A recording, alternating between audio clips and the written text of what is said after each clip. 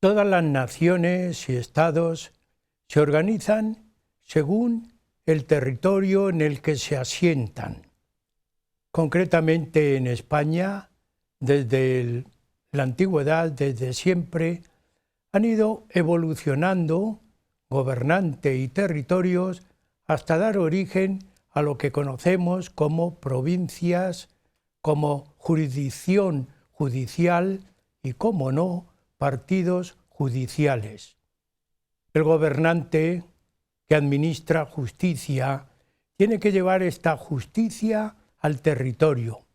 Por ese motivo se preocupan en la organización administrativa judicial, de tal manera que se forman zonas judiciales que están apoyadas en una comarca, en un territorio que a su vez forman distintos pueblos o distintas localidades.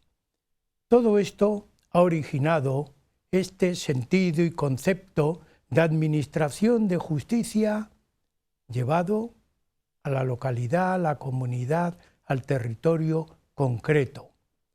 Todos los reyes, todos los gobernantes, preocupados por la justicia, se han acercado con esta administración territorial, se han acercado a los, súbditos ciudadanos. Hoy el programa Huellas de nuestro tiempo va a recorrer la administración judicial muy concreta, en territorio, en partidos judiciales. Concretamente, terminaremos en el programa hablando de los partidos judiciales en la provincia de Toledo.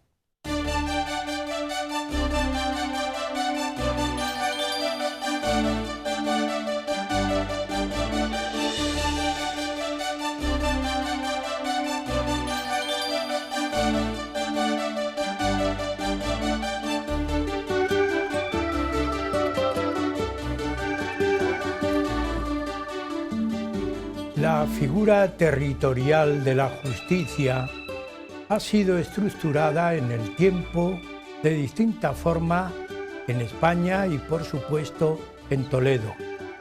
Para tratar el tema, para exponer el tema y contarnos todo ese desarrollo de la administración de justicia, tenemos en el estudio a don Juan Gómez Díaz, que como siempre le damos la bienvenida y le agradecemos que haya respondido a nuestra petición de invitación.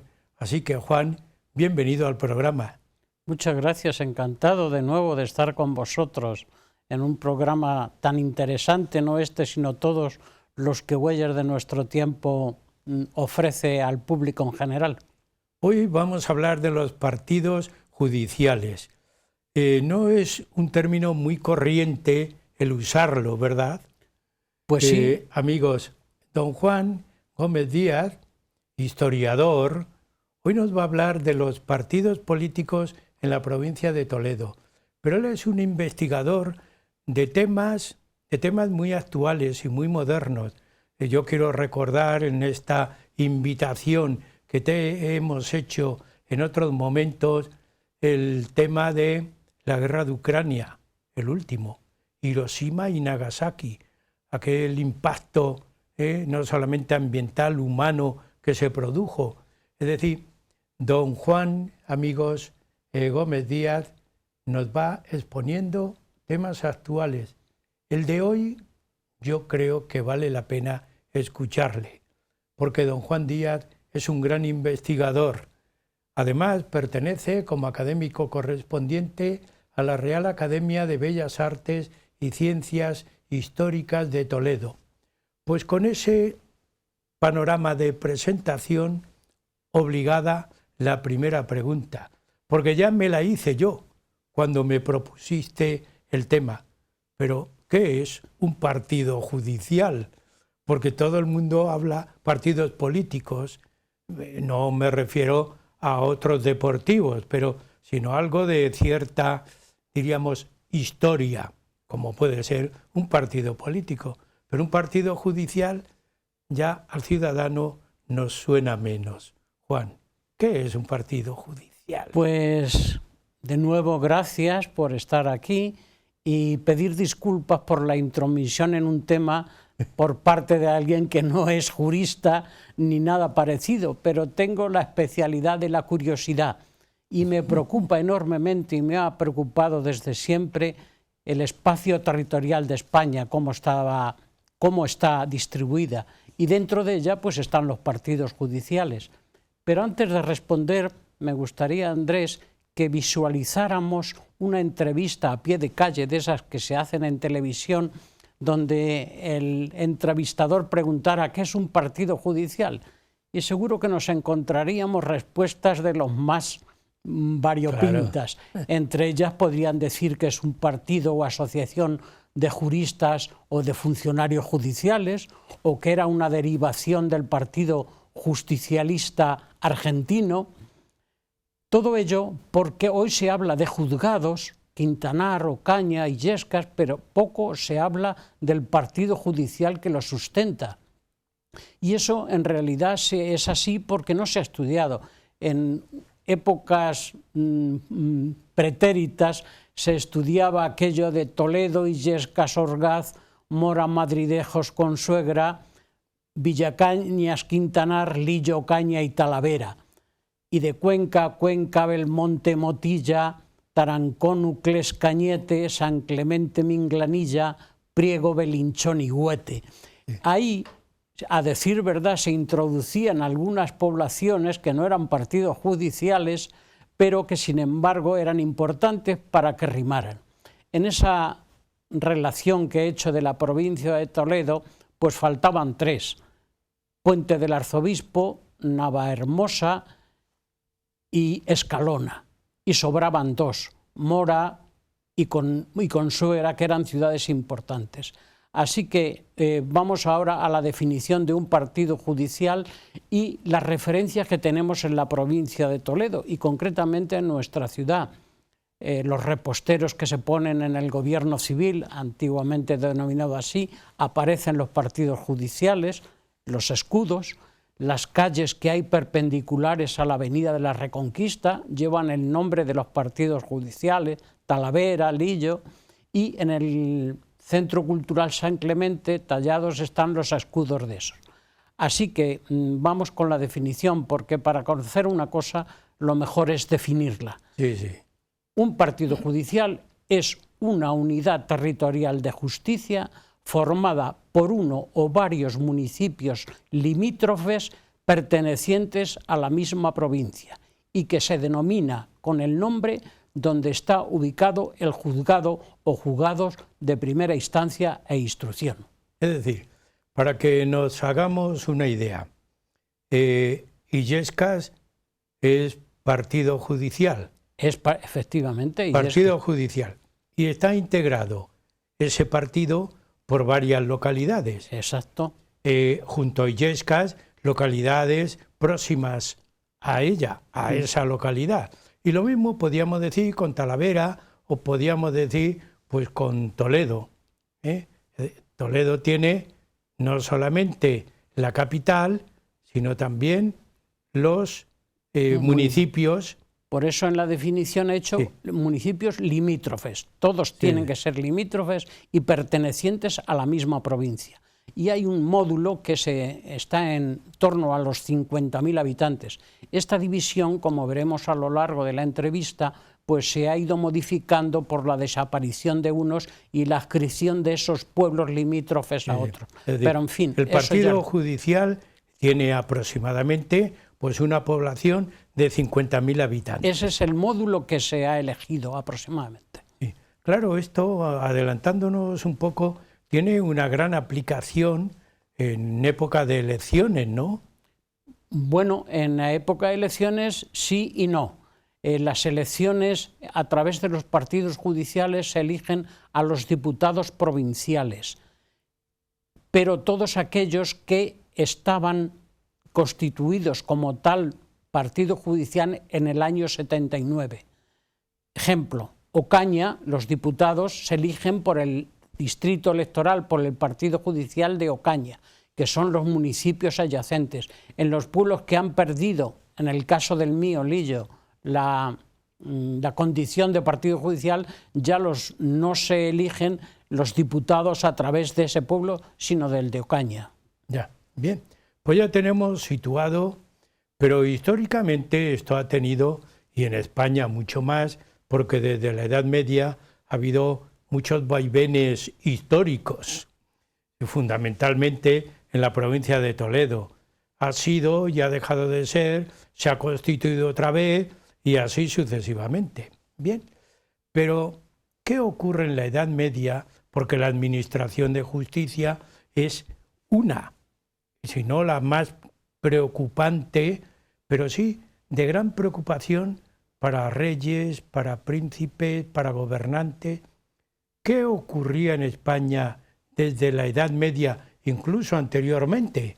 Porque ya la época romana nos plantea una distribución territorial, ¿no es así? Efectivamente, empezamos por la época romana, que es cuando se constituye España como unidad, si no unidad política, por lo menos territorial. Durante la dominación romana existían lo que llamaban los conventos juridicum.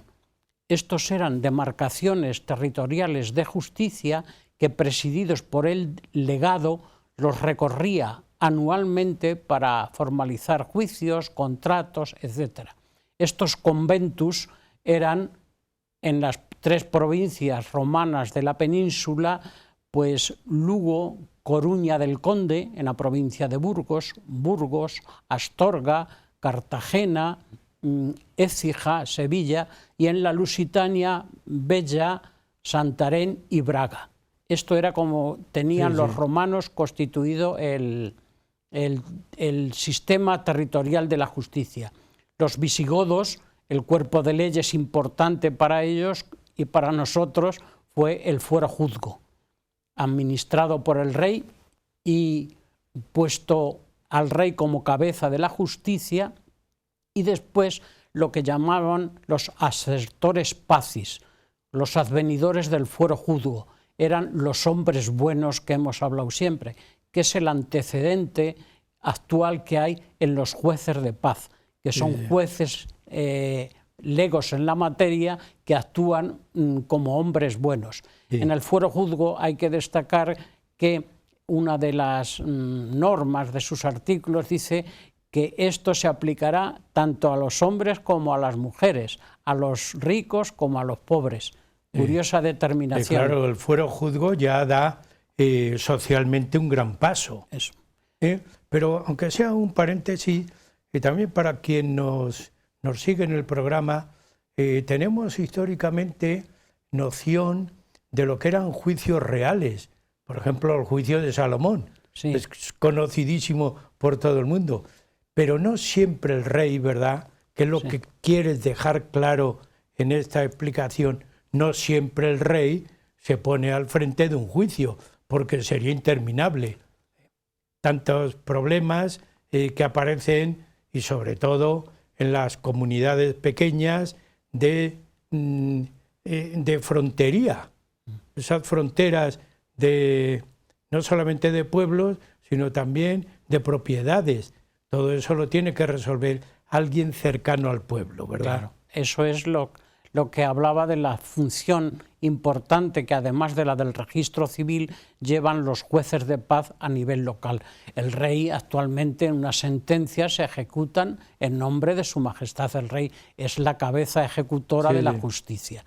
Y siguiendo el hilo de lo que llevábamos antes, durante la época musulmana, pues hay que reconocer que la ley que rige la justicia, la política y la religión, pues es la Sharia, que predomina sobre las otras, y era ejercida y ejercitada por el cadí, que era el encargado de aplicar la justicia, y en los pueblos pequeños el alcadir, que su nombre, pues como todos sabemos fonéticamente, es el alcalde. Después, ya en la Edad Media, hay que hacer referencia, por supuesto, a Alfonso X el Sabio, pero esa es otra parte que ya se ha explicado muy pero Alfonso suficientemente. X el Sabio recogió todo el sentimiento y el sentir y el deseo del pueblo, porque las 7 partidas, que es a lo que tú te refieres, el código de las 7 partidas es recopilar, recoger todo lo que en tema de justicia tenía relación con el pueblo. Claro, por supuesto, y además con procedencia del derecho romano. Él se basa en eso. Pero como decía antes, es un tema que en este año estamos tan, claro, no digo saturados, porque nunca hay que decir esa palabra en un tema tan importante como este, pero podemos ir añadiendo al desarrollo de la administración de justicia a través del tiempo. Oye, aunque sea solamente una pincelada así, se me está ocurriendo el Renacimiento, ya la antesala de la época del desarrollo industrial europeo, de la modernidad, de las épocas más modernas. ¿Cómo está eso funcionando, la administración de justicia? Pues antes de llegar a ese apartado o a esa época, de esa época en el tiempo, pues convendría, según mi opinión, ver cómo estaba administrada, cómo se administraba la justicia en la Edad Media. De ahí pueden partir ya, hay organismos concretos. Y en la Edad Media había, desde el siglo XVI, denominaciones de partidos, sesmos, corregimientos, merindades, una serie de organismos, pero sobre todo distintos en su jurisdicción. Y fueron los reyes católicos en la Real Chancillería de Granada y anteriormente Enrique II de Castilla en la de Valladolid los que crearon los 3 niveles de organización de la justicia. En 1371, como decía, Enrique II de Castilla, el primer Trastámara, crea la Real Chancillería de Valladolid. Y es el Tajo, grosso modo, el que divide las... Sí. Juan, ¿en qué consistía esa Chancillería?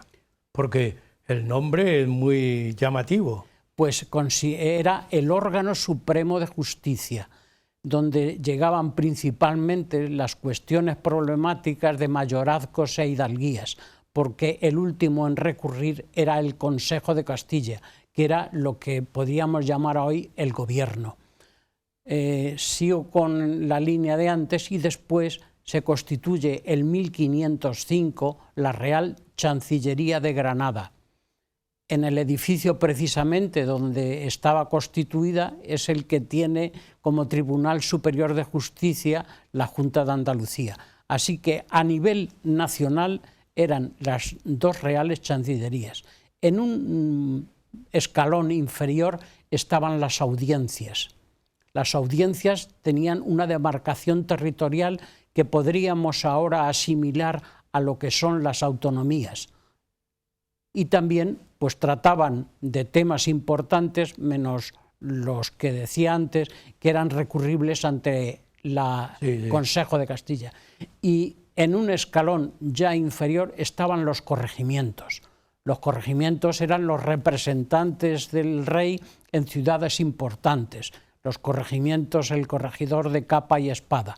Estos corregimientos tenían 3 divisiones: entrada, ascenso y término.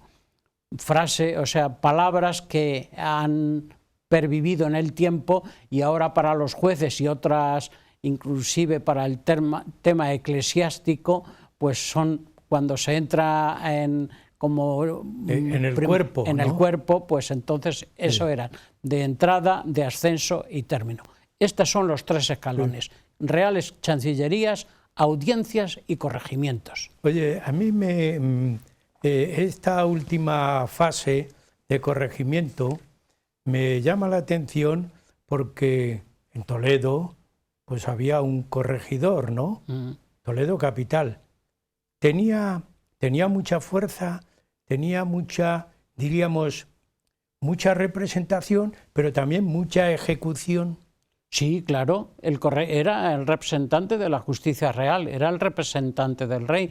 El alcalde, sus funciones estaban más, creo yo, tampoco soy un técnico, como decía al principio en la materia, dedicadas al organismo administrativo, pero la justicia era del corregidor, era un personaje importantísimo que no lo tenían todas las ciudades, sino las ciudades importantes. Ya.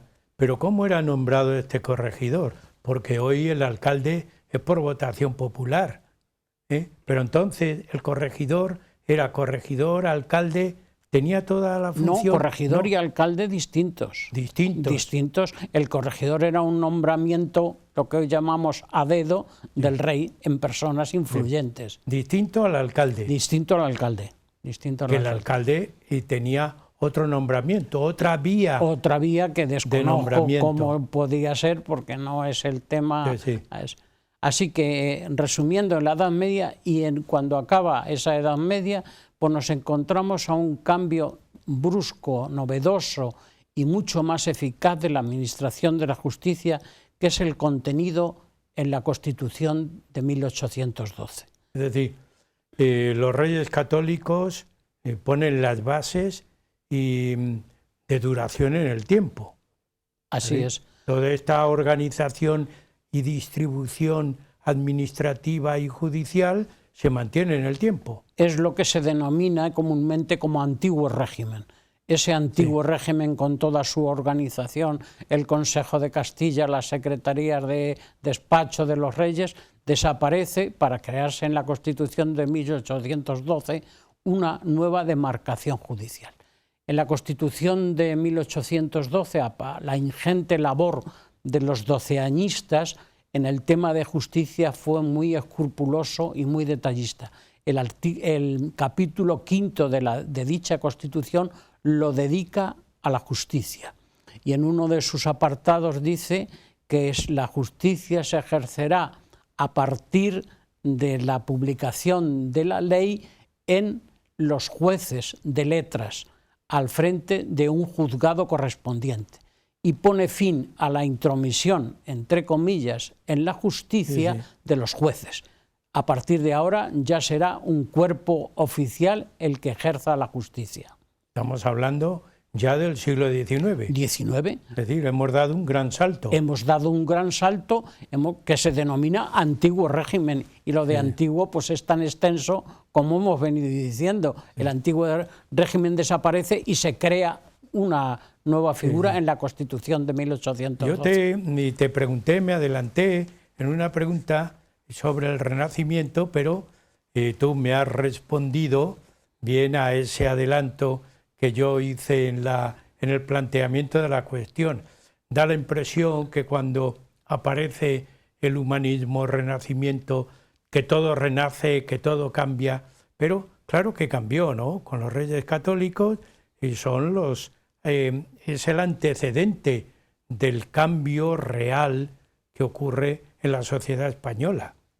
Y además no vamos a citar, no quiero que cites, porque no quiero que te desvíes, pero hay grandes personajes que apoyan la idea de los reyes católicos con sus obras jurídicas y sus ideas de justicia, que dan base a lo que ya aparece en el siglo XIX.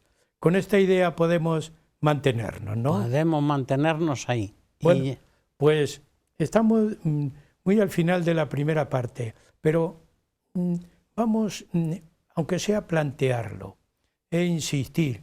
A mí me agrada que insistamos en la Constitución de 1812, por si nos queda algo por ahí, porque primera Constitución española, con una visión totalmente distinta de la sociedad, y yo te digo solamente una cuestión y la puedes iniciar, pero luego volveremos, después del descanso.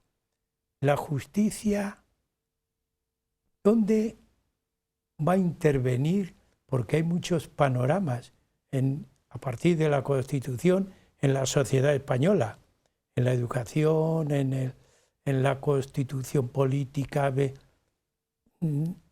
la justicia se queda aparcada o marca su rumbo.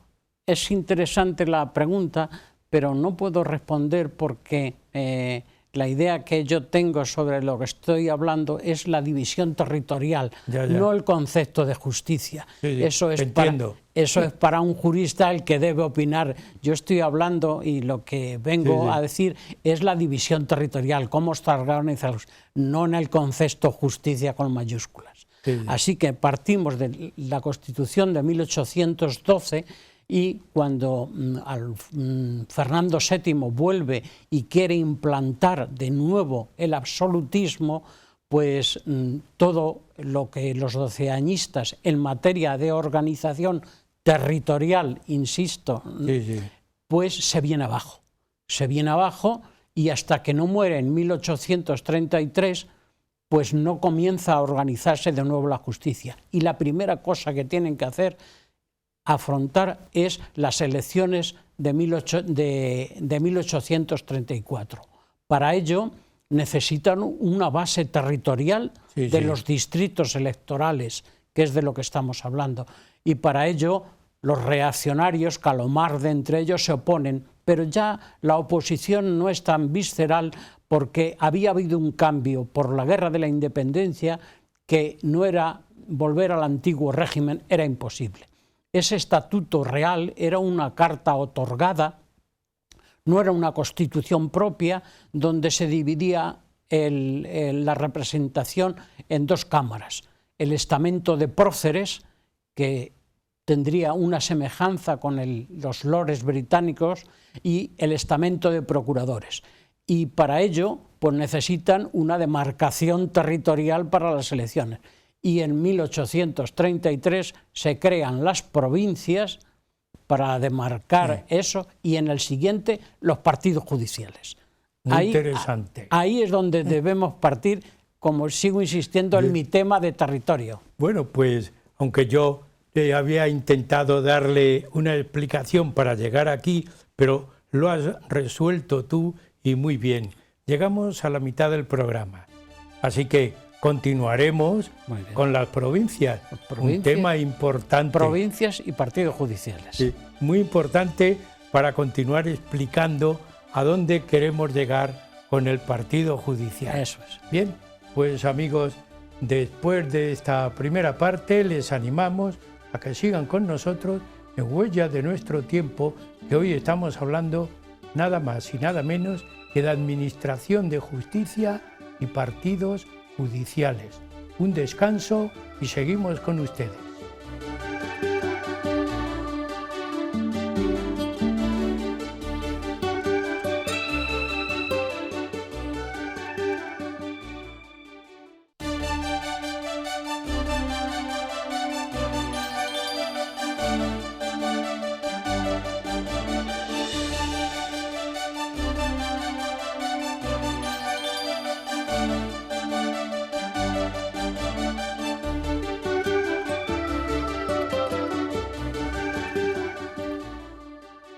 Continuamos en el programa Huellas de Nuestro Tiempo, pensando que la configuración territorial de la justicia en España y en Toledo ha tenido un gran recorrido histórico. Para hablarnos del tema nos está exponiendo el tema don Juan Gómez Díaz, y le habíamos dejado en la Constitución de 1812. Juan, Constitución de 1812 y un paso más fuerte, importante, 1833. ¿Qué ocurrió? Vamos a recordar. Vamos a recordar. Ese año muere Fernando VII y se despejan todos los inconvenientes para que el nuevo Estado, nacido en la Constitución doceañista, entren en vigor. El primer lugar es las elecciones. Tiene que haber unas elecciones en 1834. Para ello es necesario una demarcación territorial para crear las circunscripciones electorales, y se crean las provincias. El autor de esa es el secretario de Estado de Fomento General del Reino, que era como así se llamaba. Hoy día el ministro actual lo hemos dejado solamente en Fomento, pero su nombre completo es Fomento General del Reino. Javier de Burgos, conocido por su primer apellido, por su primer nombre y segundo apellido. Esa creación de las provincias fue una decisión precipitada, porque había que elegir la circunscripción electoral. No se tuvo en cuenta las Cortes y si echamos una vista al mapa veremos incursiones de una provincia en otra, unas pequeñas, otras grandes, algo verdaderamente horroroso. Muy irregular. Muy irregular. Pero el propio decreto de creación de las provincias decía que era provisional, que solamente era para ello. Pero lo provisional se ha convertido en permanente y llevamos casi 200 años con ese error, un grave error. Ha habido muy pocas modificaciones en cuanto a la división provincial. Entre ellas está, en 1844, alguna que otra cosa, una que nos afectó a Toledo, que es cuando Aranjuez deja de pertenecer a Toledo y pasa a la provincia de Madrid. Y así tenemos el escandaloso enclave de nuestra querida estación de Algodor, que pertenece a la Comunidad de Madrid, no es territorio toledano. Después, durante la dictadura de Primo de Rivera, se desdobla la de las Islas Canarias y se crean dos, Santa Cruz de Tenerife y Las Palmas. Y después, durante el franquismo, se crean otras en África, Sidi Ifni, el Sáhara, y es lo que vino a llamarse pomposamente África Occidental Española. Pero las provincias siguen exactamente igual que cuando se crearon, sin ninguna variación, en esos casos que he citado y poco más. Y a continuación de esa creación, pues venían los partidos judiciales. Había que la justicia ordenarla territorialmente. Y en 1834 se crean los partidos. Su autor fue el ministro de Justicia, de Gracia y Justicia, que era el nombre completo, José María Garelgi y Batiflora, un valenciano. Creó los partidos políticos, los partidos judiciales, y también con muy pocas modificaciones. Se han modificado a lo largo de estos años muy pocas veces.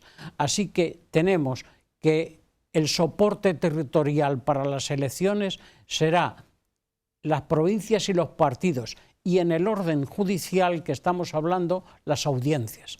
Se crean también las audiencias. Sí. Estas pues eran lo que podríamos definir ahora como una división autonómica.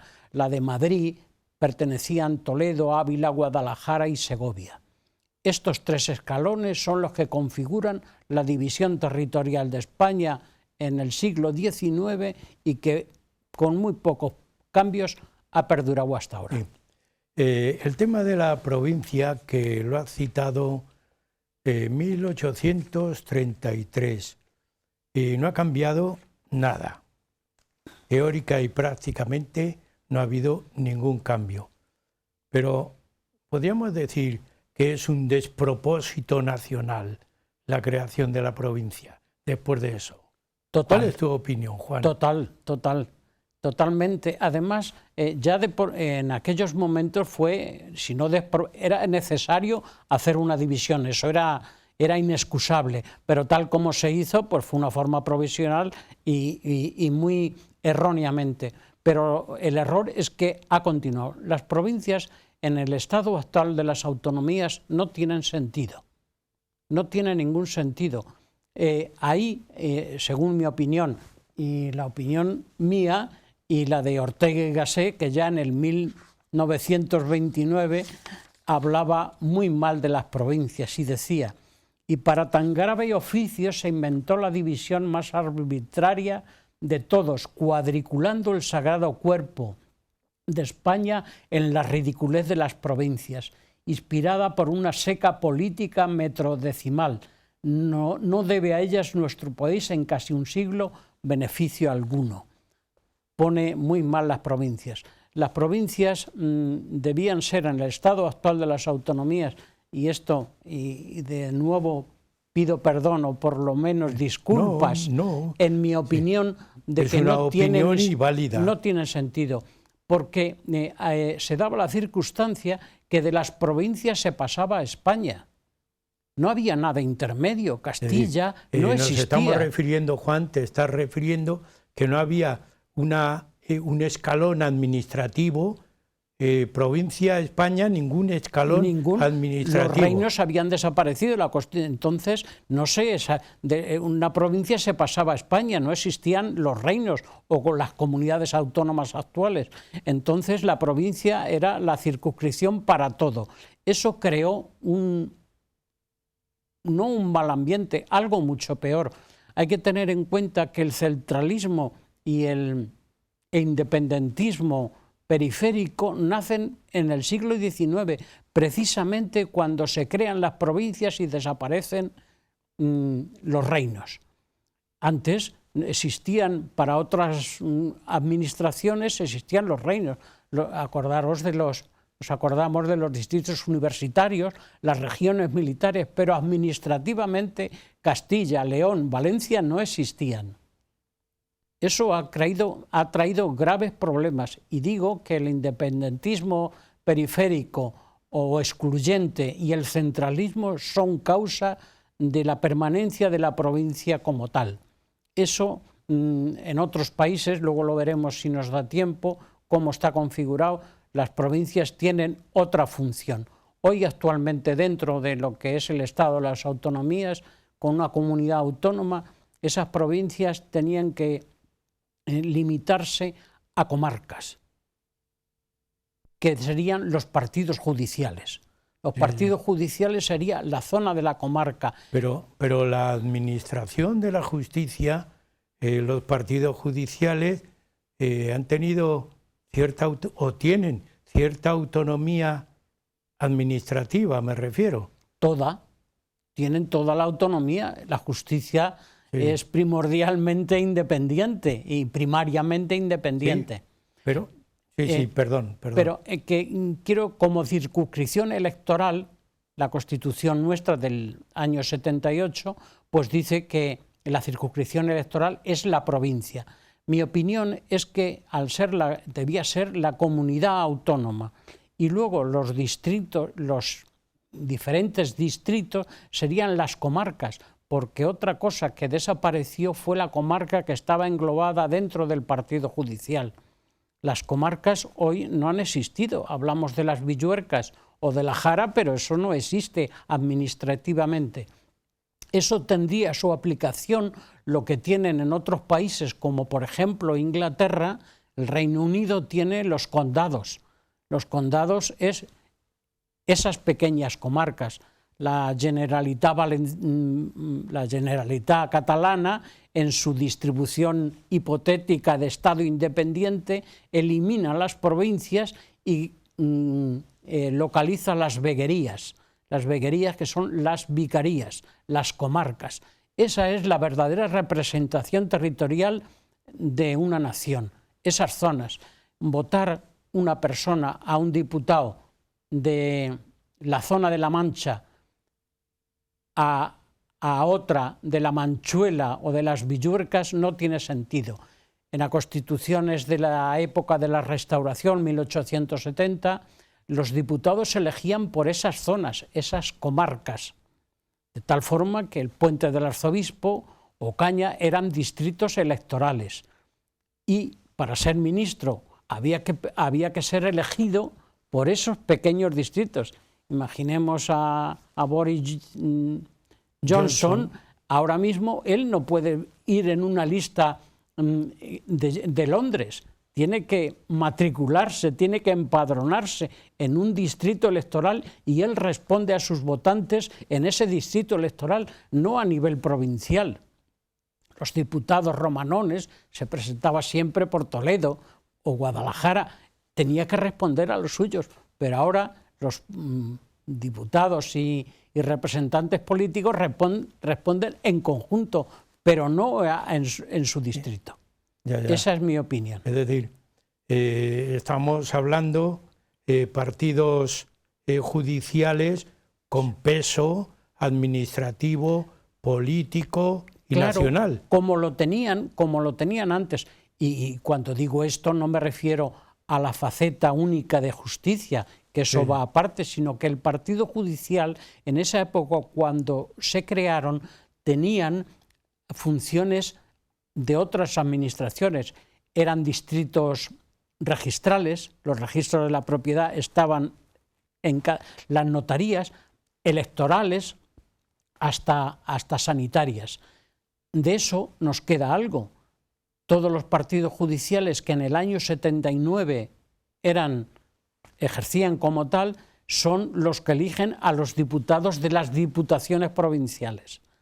De hecho, Ocaña, que era y es partido judicial en 1979, el diputado por la zona de Ocaña, que representa en la Diputación, es elegido entre concejales y alcaldes de los pueblos que componen ese partido judicial. Es decir, está teniendo un peso administrativo, político, real. Y ese peso administrativo se tenía que unir con, según una opinión y una utopía, unirse con la cultura y la idiosincrasia particular de la comarca que lo compone. Sí. Entonces hablaríamos comarca de las Urdes, comarca de La Mancha. Mancha, es distritos electorales dentro del partido judicial, que tendría la mesa de Ocaña, concretamente pues está en Ocaña, y ahí serían todos los electores de esa zona los que eligieran a su diputado. Eso, pues, el sistema mayoritario, que es el ideal, que en este caso nuestro es el proporcional, donde todos los diputados ganan y todos los partidos ganan, pues de la otra forma sería, ¿no?, el diputado por Ocaña, pues tendría que ser uno solo. Y tendría un peso incluso político muy concreto, vital, y definido de territorio. Vital. Ahora no tiene responsabilidad ante los electores. ¿Quién vota a un diputado por Toledo? Pues le votan desde Belvís de la Jara a Cabeza Mesada. No hay responsabilidad. Ahora, si sales, recuerdo, Azaña se presentó en las elecciones por el partido de Puente del Arzobispo y no salió. Y digo esto como una nota informativa al respecto, pero el que salía tenía que responder a sus propios votantes, no a nivel de la provincia. Eso también llevaba sus problemas en aquella época más que ahora, porque entonces el caciquismo hacía que ciertos caciques a nivel, por ejemplo, de Romanones o de otros, tuvieran siempre asegurado el ser diputado porque dominaban ese pequeño grupo de pueblos o de distritos. Hoy no sería así, pero creo que sería lo ideal que la representación desaparecida de las provincias, porque la autonomía es una cosa positiva totalmente, es la recuperación de esos reinos de entonces que desaparecieron, pero una autonomía administrativa, no política. Recordar que en aquella época de la transición, cuando se propuso al principio que la autonomía fuera para Cataluña, el País Vasco y Galicia, pero recordemos a Clavero Arévalo, el profesor Clavero Arévalo de la UCD, que dictó la autonomía, el café para todos, pero claro, ese café para todos se convirtió unas veces en café con leche, corto de café, largo de leche, descafeinado, y hemos llegado a una autonomía que no es uniforme. Me recuerdas, en tono un poco despectivo, llamaba a la sociedad, estamos administrados por los PNNs. Sí, también era profesor no numerario. Sí. Pues entonces esa autonomía que están perfectamente, se ha reconocido España la división territorial que había natural. Castilla es Castilla, otra cosa los nombres que ahora se han adoptado, porque hay autonomías que que no tienen, las autonomías uniprovinciales no tienen ningún sentido. El profesor García de Enterría recomendó que no hubiera ninguna autonomía provincial. Santander era Santander, y mucho más las denominaciones. Hay algunas denominaciones que dan escalofrío. Decía el don Claudio Sánchez Albarnor, se ponía de los nervios, además de lo nervioso que era, cuando llamaban a Santander Cantabria. Dice, se han retrotraído 1000 y pico años a los cántabros. Entonces Santander era Castilla, era la propia Castilla. Pero en fin, es un tema... mi exposición es que la recuperación de los partidos judiciales debía ser a nivel administrativa, incluso sanitaria. Lo que son los centros de salud están de alguna forma comarcalizados, y la comarcalización es algo ineludible para entender la idiosincrasia de España, de cada pueblo. No depositar el voto o la opinión en un conjunto tan grande. En fin, un tema importante.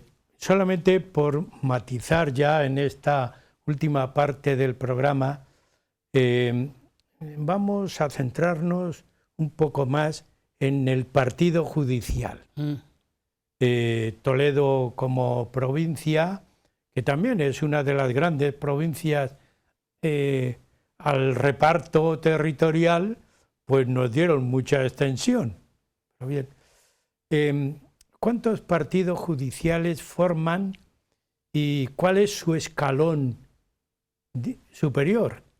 Porque tiene un escalón superior. Pero ¿cuántos partidos judiciales tiene la provincia de Toledo? En 12 tenía y ahora tiene 7. En 1834, cuando se constituyen los partidos judiciales, se hizo una división de 451 partidos.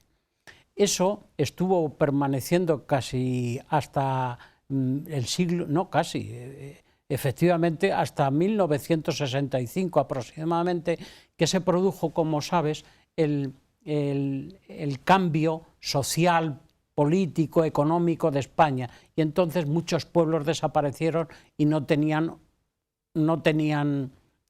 objeto de que fueran partido judicial, y se suprimieron 195 partidos judiciales. Ahora, actualmente, hay 451 en toda la nación, y con un módulo, como decíamos al principio, de unos 50.000 habitantes, y que tienen que pertenecer a la misma provincia. Aunque sean limítrofes, tienen que pertenecer. En ese año 1965, pues desapareció el Puente del Arzobispo, Escalona, Lillo, mi pueblo, pues muchísimas sedes de partido judicial. ¿Y cuáles son, por lo menos para que nos sigue, cuáles son estos partidos judiciales en la provincia de Toledo? ¿Ha citado? He citado, pues ahora... 7, ¿no? Son 7, sí. Pues Illescas, Quintanar de la Orden, Ocaña, Orgaz... Toledo, Talavera, Illescas, Torrijos también. Hay en Orgaz se da la circunstancia que pueblos alrededor muchísimo mayores que no son partido judicial, Madridejos, que pertenece al partido judicial de Orgaz, es muchísimo mayor que Orgaz, pero ha permanecido. Y no es partido judicial. Madridejos no es partido judicial. Este partido judicial tiene un juzgado. ¿Uno o varios? O varios. Y dirimen todos los problemas que tenga en la comarca.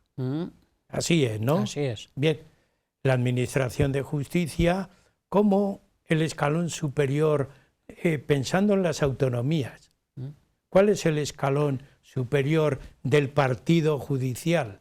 Pues la distribución a nivel de las autonomías está en el escalón más bajo, el partido judicial. Después están las audiencias provinciales que residen en cada provincia, y después el Tribunal Superior de Justicia de la Comunidad Autónoma, el TSJ. Así que partidos judiciales recurribles en la audiencia provincial y en el Tribunal Superior de Justicia, que está en el caso nuestro de Castilla-La Mancha, está en Albacete. Esos son los 3 escalones. Y lo componen, en el caso, por ejemplo, de Orgaz, no lo sé con exactitud porque, como decía antes, no soy jurista, si sabrá 1 o 2. En Illescas sé que hay varios juzgados. En otros pueblos pues solamente había un juzgado de instrucción, con varios jueces. Ocaña tiene hasta uno de vigilancia penitenciaria. Has dicho algo anteriormente, en esta última parte me agradaría que matizaras y aclararas tu opinión. Desde el siglo XIX hasta gran parte del siglo XX hay una modificación sociológica en España, nacionalmente. De tal manera que en las constituciones, que fueron muchas, sobre todo en el siglo XIX, va apareciendo la situación de las administraciones de justicia, que influye además en la comarca y tiene una repercusión de tipo político. Entonces, cuando aparecen unas elecciones, están como ahí arropadas todo ese conjunto de acciones comarcales, pero mirando un poco al futuro, ¿qué propondrías tú para esos partidos judiciales? Esas modificaciones electorales necesarias para que participen todos los ciudadanos de una manera muy directa y no en este conjunto que es como una nube, una nebulosa, que no sabemos ni a quién ni cómo se va a votar y se vota. ¿Qué propondrías tú dándole fuerza a esto que has desarrollado del partido judicial? Pues mira, Andrés, lo resumo en dos cifras, 2 momentos. Número de diputados que tiene la Comunidad Autónoma de Castilla-La Mancha, 33. Habitantes, 2 millones de personas. Diputados que tiene la Comunidad Autónoma de La Rioja, 33. Habitantes que tiene la Comunidad Autónoma de La Rioja, 300.000. Yo creo que la respuesta ya está dicha. Los mismos diputados. Esto no puede seguir, no es real, no es real. Mi propuesta es que el partido judicial, como cabecera de comarca, no solamente como administración de justicia, que también podía ser de otra, fuera la circunscripción electoral. Y que de un sistema, en vez del proporcional que hay ahora, el mayoritario. Eso creo que sería lo que reflejara mejor la intención de voto de los ciudadanos. Bueno, pues llegamos al final del programa. No se me ocurren más preguntas, porque alargaríamos el tiempo y ya no tendríamos. Pero, Juan, has hecho una exposición histórica de algo que no está en la calle, porque cuando pensamos en justicia, pensamos en un juez concreto, y si sabemos el nombre, mejor. Se nos pierde ya el concepto de audiencia. Y tú hablabas de la comunidad, tiene un tribunal supremo o superior de justicia de la comunidad. Esos escalones están unidos a la proporción que se necesita en las campañas electorales de votantes. Es así, ¿no? ¿Cómo? No. Es decir, yo lo que quiero es que estos escalones de los partidos judiciales en el pueblo no se entera nadie, pero tampoco se entera en la circunscripción para el voto. No lo unen al partido judicial. No, es que no está unido. No está unido. No está unido. Únicamente a los diputados provinciales, no a los diputados autonómicos, los partidos judiciales que tienen tal condición en el año 79 son circunscripciones electorales, pero para la Diputación. Para los diputados autonómicos no tiene que ver absolutamente nada. Bien. El partido judicial es una entidad independiente de justicia Bien. Que no tiene otras connotaciones. Bien, es que yo quería que se aclarara esto. Bueno, pues eso es. Es solamente los partidos judiciales que en el año 79 tenían tal condición, eligen a los diputados de la Diputación Provincial, no a los autonómicos ni en las elecciones generales. No tiene nada que ver. Bien.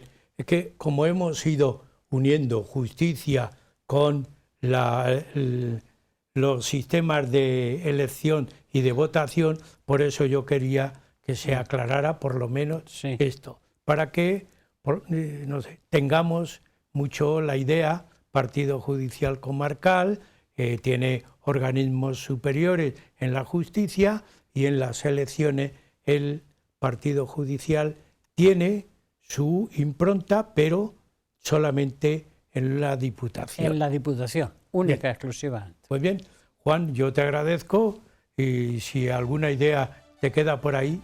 Bueno, pues más que idea, agradecer la oportunidad de esto, que nos hemos puesto la bata de analistas y que acompañados de la historia de la Musa Clio y la utopía de Tomás Moro, siempre necesarios, historia y utopía, en el horizonte siempre próximo y cercano de la perspectiva política. Y que muchas gracias. Pues a ti por haber estado en el programa y haberlo explicado de esta manera, porque yo mismo he tenido que agudizar un poco la cuestión, porque no está claro en el pueblo lo que es un partido judicial.